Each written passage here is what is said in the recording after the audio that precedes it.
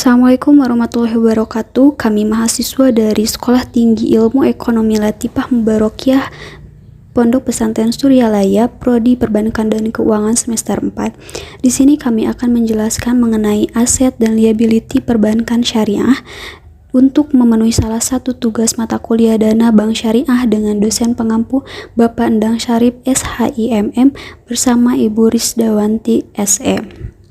Pertama-tama saya akan memperkenalkan bagian dari kelompok kami, yaitu yang pertama ada saya sendiri Citra Riswanti dengan NPM 2102021. Lalu ada Silpi Repindra Bukti dengan NPM 2102017. Dan yang ketiga ada Turangga Prayoga dengan NPM 2102003. Pertama, saya di sini akan menjelaskan tentang aset dan liability management. Apa sih aset dan liability management? Nah, aset dan liability management merupakan suatu pengelolaan neraca keuangan perbankan berupa pengelolaan sumber daya masyarakat berbentuk pengelolaan investasi ke dalam bentuk aset untuk mengoptimalkan struktur neraca bank untuk memaksimalkan keuntungan sekaligus pengelolaan resiko-resiko yang mungkin terjadi. Pengelolaan neraca keuangan secara sistematis dan terstruktur sangat penting bagi bank syariah. Kedua, ada tujuan aset dan liability management. Nah, dari tugas aset dan liability management adalah mengelola dua sisi, yaitu yang pertama dari sisi aset yang berisi kas dan setara kas serta pembiayaan dalam bentuk konvensional maupun bank Islam berupa harta yang dimiliki oleh bank. Sedangkan yang dimaksud liabilitas adalah kewajiban yang dimiliki bank terhadap nasabah serta modal yang dimiliki oleh bank. Nah, pada sisi liabilitas terdapat 4 komponen liabilitas yang berasal dari simpanan nasabah, yaitu giro dengan akad wadiah, tabungan dengan akad mudorobah, deposito dengan akad mudorobah, dan akun investasi terikat dengan akad mudorobah.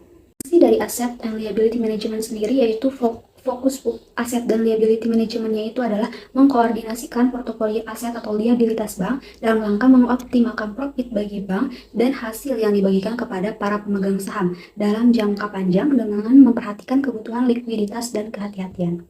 Dari aset dan liabilitas manajemen tadi kita mengetahui bahwa adanya akad wadiah dan mudorobah. Nah, di sini saya akan menjelaskan tentang pengaplikasian akad wadiah dan mudorobah pada produk dana perbankan syariah.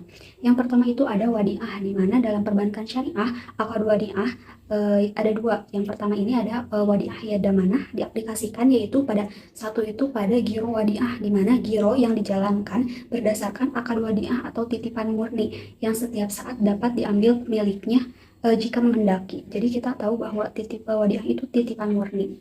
Nah, yang kedua ini ada tabungan wadiah, di mana tabungan yang dijalankan berdasarkan akad wadiah atau titipan murni yang harus dijaga dan dikembalikan setiap saat jika pemiliknya menghendaki.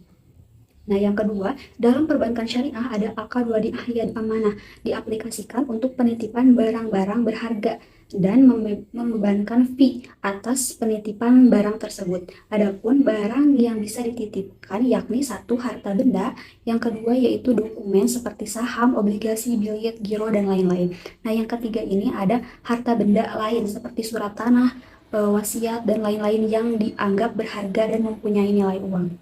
Pengaplikasian yang kedua yaitu pada akad mudorobah. Nah, di sini sistem transaksi mudorobah dalam perbankan syariah biasanya diterapkan pada produk-produk pembiayaan dan pendanaan. Nah, pada sisi penghimpunan dana, sistem al-mudorobah diterapkan pada pertama itu tabungan berjangka, yaitu tabungan yang dimaksudkan untuk tujuan khusus seperti tabungan haji, tabungan kurban, dan sebagainya. Terus ada deposito biasa.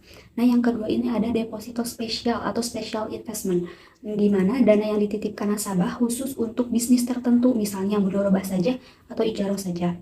Nah, yang kedua ini ada pada sisi pembiayaan, mudorobah diterapkan untuk pertama itu pembiayaan modal kerja seperti modal kerja perdagangan dan jasa.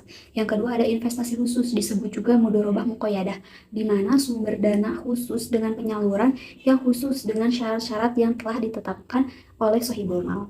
Akad wadiah adalah titipan murni dari nasabah ke pihak bank. Jadi seorang nasabah yang membuka tabungan dengan akad wadiah, maka nasabah tersebut menitipkan atau menyimpan uangnya ke bank. Dan dana tersebut bisa diambil sewaktu-waktu oleh nasabah. Macam-macam wadiah. Wadiah yad amanah. Jenis ini adalah bentuk penitipan murni. Pihak yang dititip diberikan amanat atau kepercayaan untuk menjaga uang atau barang pihak yang dititip. tidak boleh memanfaatkan atau menggunakannya. Namun bila barang hilang atau rusak, pihak yang dititip tidak dituntut tanggung jawab apapun kerusakan, kehilangan, perawatan, dan sebagainya. Sepenuhnya ditanggung oleh penitip atau pemilik. Ya, ada mana? Jenis akad ini banyak digunakan oleh bank syariah. Akad ini memperoleh pihak yang dititip atau bank untuk memanfaatkan uang tersebut.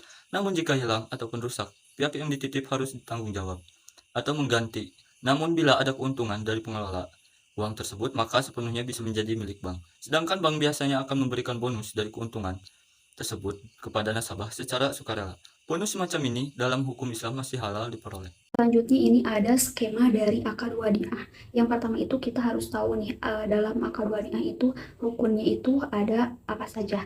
Nah, yang pertama itu ada barang atau uang yang diwadiahkan atau dititipkan. Yang kedua itu ada muwadi yang bertindak sebagai pemilik barang atau uang sekaligus yang menitipkan atau yang menyerahkannya. Nah, yang ketiga ada mustauda yang bertindak sebagai penerima simpanan. Dan yang keempat itu ada ijab qabul atau sigap, biasanya ditandai dengan penandatanganan surat atau buku tanda bukti penyimpanan.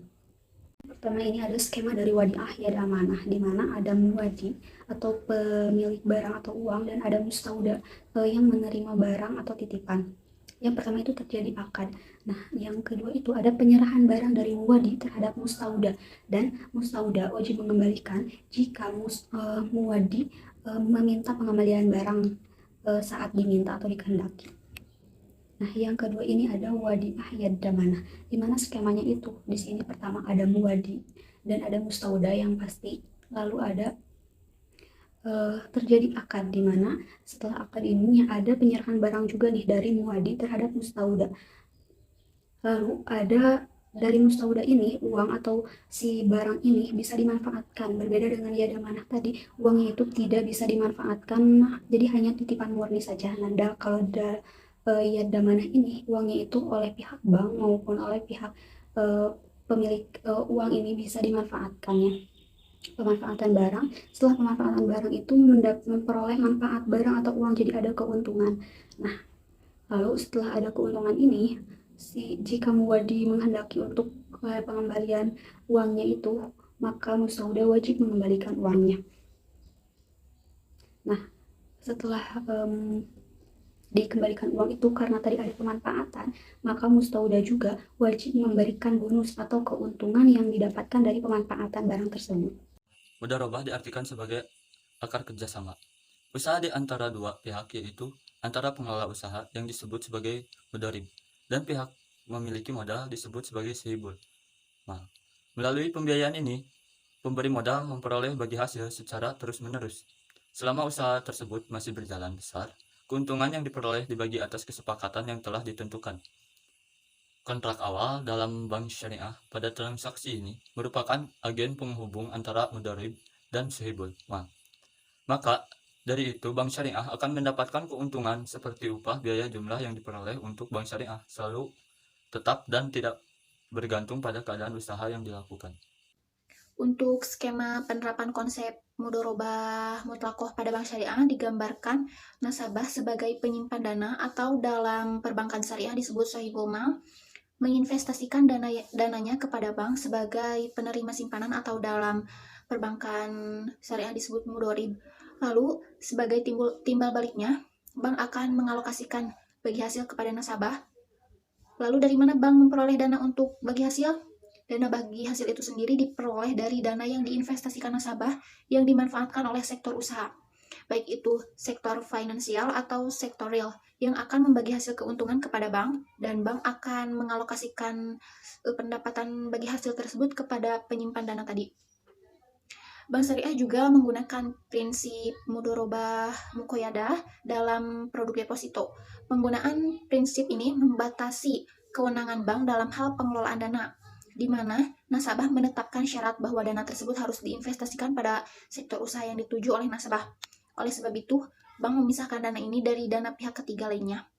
Atau bank juga dapat menyatukan dana tersebut, tetapi dengan catatan nasabah tidak mengharuskan pemisahan dananya.